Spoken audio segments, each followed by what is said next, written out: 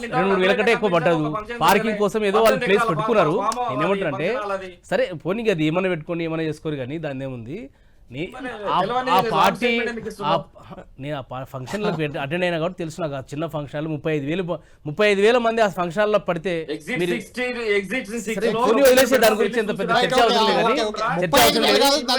ఏమైనా ఆమె ఏమైనా పెట్టుకొని ఏదైనా వేసుకొని ఆమెకు హక్కు ఉంది. రాజకీయ పార్టీ పెట్టుకొని మేము స్వాగతిస్తున్నాము. ఆమె చేసుకొని మాకేం ఎలాంటి అభ్యంతరం లేదు. కోదండరాం గారు కూడా కేసీఆర్ గారి మీద విషయం కక్కిండు, కాంగ్రెస్ పార్టీతో చేతులు కలిపి. ఇప్పుడు ఈమె కూడా ఎవరితో చేతులు కలుపుతుందో రాబోయే రోజుల్లో ప్రజలకు తెలుస్తుంది. వాస్తవ విషయాలు బయటకు వస్తాయి. ఎవరితో చేతులు కలుపుతున్నారు, ఎవరు చిలుక పంచాంగం చెప్పిస్తున్నారు అనేది రాబోయే రోజుల్లో వాస్తవాలు బయటకు వస్తాయి. ఎందుకు మనం అంత పెద్ద స్పందించాలి? ఒకటి నేనేమంటే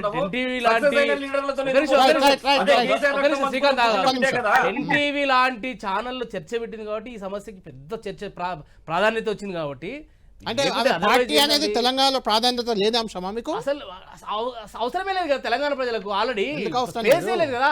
స్పేస్ లేనప్పుడు ఎట్లా తీసుకుంటారు?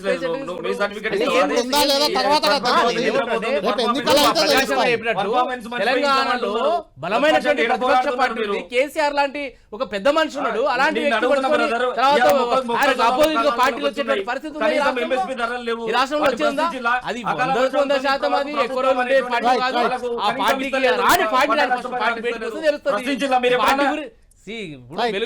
వెలుగుమట్ల గురించి ఒక రన్నింగ్ కామెంట్ చేసిండు సోదరుడు. అసలు వెలుగుమట్లకు కవిత గారు ఎప్పుడు పోయినారండి? 13 రోజుల తర్వాత పోయినారు. 13 రోజుల తర్వాత పోయారు. బీఆర్ఎస్ పార్టీ ఎప్పుడు పోయిందండి? అది సంఘటన జరిగిన 2 రోజులు 3 రోజులు అర్థమైందా? వెళ్ళింది. దీక్షలు అవన్నీ ఏం జరిగినాయి అనేది మీకు తెలుసు, మాకు తెలుసు, వారికి కూడా తెలుసు. అదంతా కూడా ఒక కట్టుకొత్త పిట్టకథలు అన్ని కూడా వాళ్ళు కట్టుకొత్త కలుపుకొని గవర్నమెంట్ మేము పట్టాలు ఇస్తున్నాం, మీరు చేసినట్టు చేయండి, ఏదో మీకు వచ్చినట్టు చేస్తుంది అంటే బీఆర్ఎస్ పార్టీ తక్కువ చేయాలని ఈ ప్రభుత్వం కుట్ర చేస్తుంది.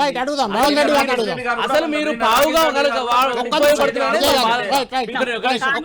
రవలిరెడ్డి గారు ఇప్పుడు మీరు అంటున్నారు కదా, వాస్తవంగా చెప్పాలంటే కాంగ్రెస్ పార్టీ సపోర్ట్ చేసి బీజేపీని గెలిపించింది రేవంత్ రెడ్డి గారు. ఎందుకు చెప్తున్నారంటే ఆయన ప్రాతినిధ్యం వహించినటువంటి మల్కాజ్గిరిలో ఆయన ముఖ్యమంత్రి గారు సొంతం అప్పుడు సిట్టింగ్ ఎంపీ బీజేపీ గెలిచింది. సొంత జిల్లా మహబూబ్నగర్ జిల్లా మహబూబ్నగర్ పార్లమెంటు బీజేపీ గెలిచింది. పక్కన రఘునందన్ రావు గారి కోసం ఒక డమ్మీ క్యాండిడేట్ పెట్టిండు. కరీంనగర్ లో బండి సంజయ్ గారి కోసం ఒక డమ్మీ క్యాండిడేట్ పెట్టిండు రేవంత్ రెడ్డి గారు. ఇదంతా కూడా కలుపుకొని రేవంత్ రెడ్డి గారు బీజేపీ ఒకటే రాష్ట్రంలో ప్రజలందరికీ అర్థమైంది. శాసనసభలో బీజేపీని పొగిడి కాంగ్రెస్ ముఖ్యమంత్రి పొగిడి అంటే అర్థం చేసుకోవాలి. బీజేపీ కాంగ్రెస్ ఒకటే చెప్పడానికి.